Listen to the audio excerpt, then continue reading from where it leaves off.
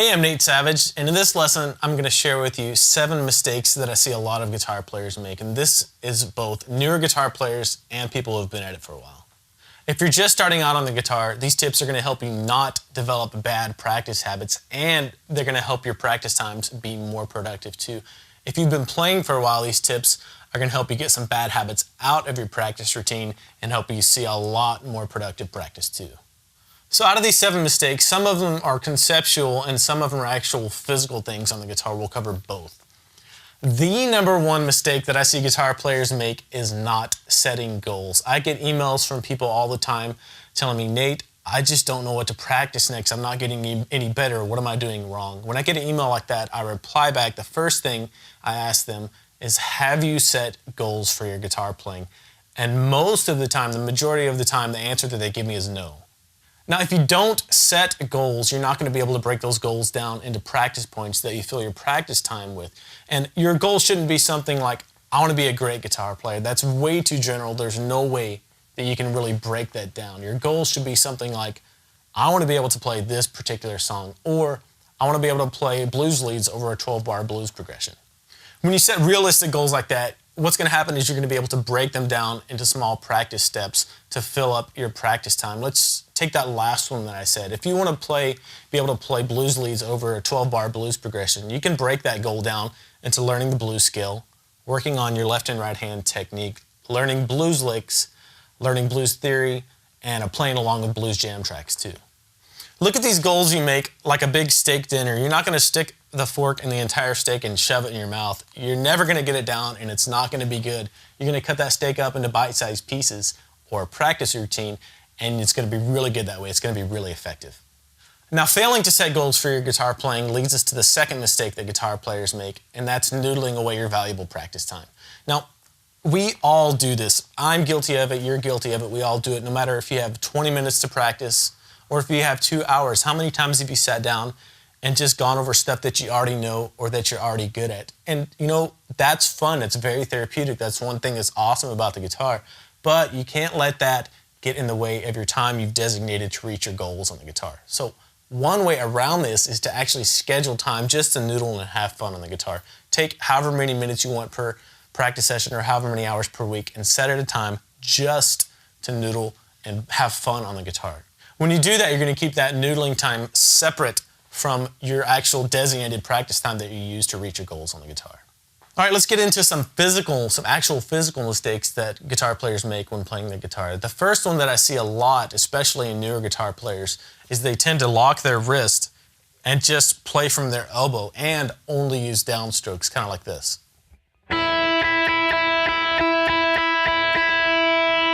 Or if you're doing it with power chords.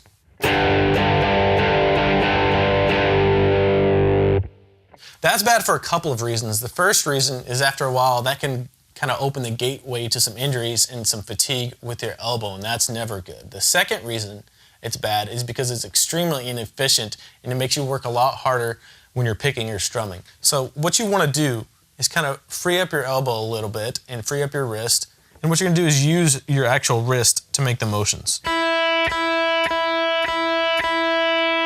It's a lot smaller motion, it's a lot more efficient.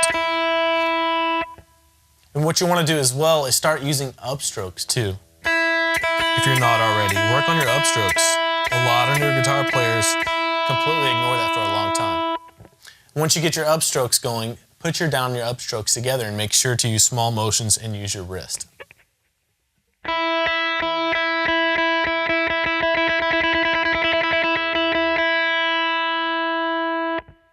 Number 4 is poor muting. That's one of the biggest things that can make your playing sound unprofessional, and it's a little bit easier for me to show you what this is than it is to explain it. So I'm going to play through an A minor scale, and I'm not going to mute any of the strings. I'm just going to focus on the notes that are happening and watch how all the strings kind of bleed over one another, and it doesn't really sound good.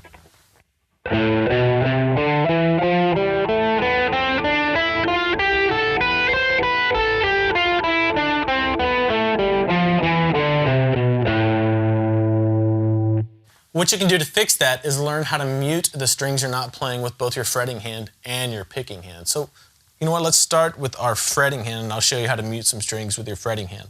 I'm going to play the 3 lowest notes of that scale again. And look at my index finger. When it comes and frets that first note, it's kind of hanging over and muting this A string. That way, if I accidentally brush up against that A string while I'm playing the lower notes of this scale, it won't ring out. So that's how you can use your fretting hand to mute the neighboring strings when you're playing the guitar. Now, your picking hand can also help mute the strings too. The first way is my second, third, and fourth fingers are kind of hanging out on the high strings up here and keeping those guys quiet while I'm playing the lower strings.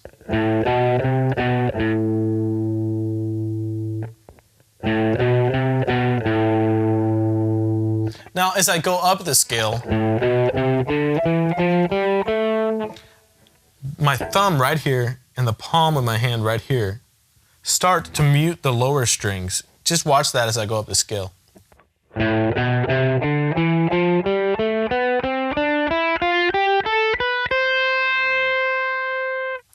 By the time I got up to the top, my whole hand was laying on the strings that were being played. Mistake number 5 that I see a lot of guitar players make is not using the very tips of their fingers to come down and make their chords. And I get emails all the time from people saying, Nate, my chords just sound buzzy and not clear. What am I doing wrong? Most of the time, they're not coming right down on the very tips of their fingers. And one way you can tell if you're doing this or not is to just make a regular C major chord. Watch what happens when I just barely relax my fingers and don't come right down on the tips of them. This is what happens to a lot of people. Most of the notes in that chord just disappear just from this little tiny motion of not coming down right on the tips of your fingers. So keep an eye out for that and remember to implement that when you're learning new chords, and that'll help a lot of the buzz get out of your chords.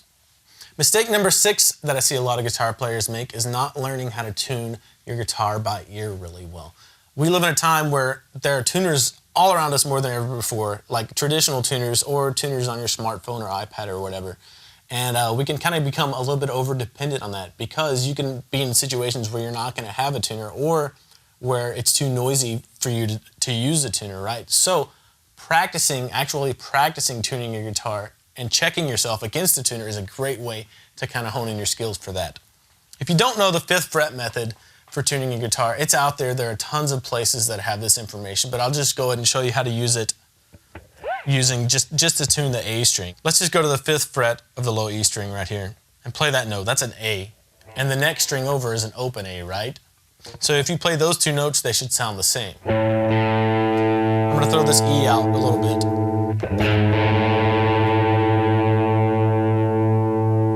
And this is a good exercise. Just throw your guitar out of tune a little bit here and there. Try to get it back in tune and then double check yourself with the tuner. It may take a while for you to get your ears trained, but it's really good practice and you'll thank yourself later. Mistake number 7 that I see guitar players make is not applying what you've been practicing or learning. And by that, I mean not applying what you've been learning to actual real music. I can play a G major scale all day, and I can play a G major chord all day. But if I don't apply it to real music, then what good is it? I'm kind of just learning those shapes for the sake of learning them. So if you're working on a G major scale, pull up a jam track that's in the key of G major and try to solo with it. Just try to improvise. If you're learning some chords, find a song that uses those chords and apply those chords to some actual music. Now, one reason I think people don't do this a lot is because it can be really intimidating. You're not going to sound like Joe Satriani the first time you pull up a jam track and try to jam with your G major scale, right? It's just not going to happen. But actually sitting down and doing it is the first step to really taking a step towards some real progress. And every time you'll do it, you'll get better and better at it. So that does it for the 7 mistakes that guitar players make. One bonus one that I wanted to throw at you was get your guitar set up by a professional. I get emails from people all the time asking me, Nate, I don't know what's going on. My guitar is hard to play. My chords still sound terrible. And most of the time, their action on their guitar is really high, which makes their practice unenjoyable and pretty unfruitful too. So get your guitar set up. It only takes about 20 or 30 bucks, and it's going to play so much easier, and you're going to enjoy practicing and learning so much more. I hope these tips really hit home with you. I know at least a couple of them apply to pretty much every guitar player on earth. Next time you're practicing, think about these things and apply them in your practice time, and that way they'll help you. I just launched a new guitar lesson series that you can get right now for free. Just go to Vietchord.com/free-series, and I'll see you there.